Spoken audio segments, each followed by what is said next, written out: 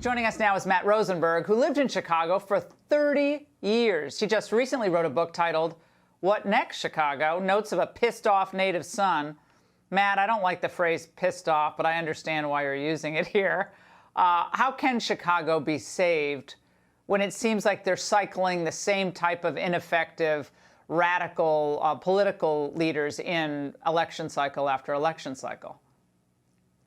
I think the first thing we can do is reschedule our municipal elections. They're held in odd-numbered years in the early months of the year. We only have 33% voter turnout compared to 70% for presidential elections. That has to be changed through state law. We also need to pay more attention to judicial elections in order to reform bail reform, the revolving door policy for violent criminals that we're all too familiar with can be turned around if we put judges in office who understand that serious crimes require serious punishment.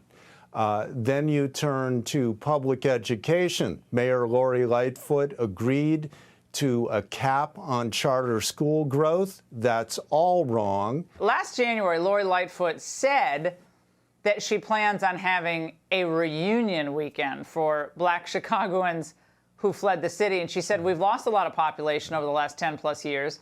People leaving Chicago, particularly Black Chicago, going to other places in the country. We've got to change that. We open back up. We're going to be heavily marketing to all areas of the country that know that Chicago, the diaspora, has gone to and saying, come back home, give us another look. Well, Matt, she's announcing a PR campaign to bring people home. What's so wrong about that?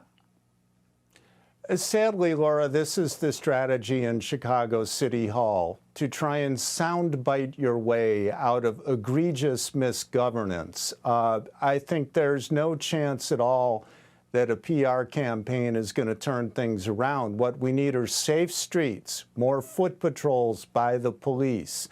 We need a chief judge of Cook County to replace Tim Evans, the guy who instituted bail reform in 2017. We need a far better Cook County state's attorney than Kim Foxx, who's, never seen a dismissed prosecution that she didn't like.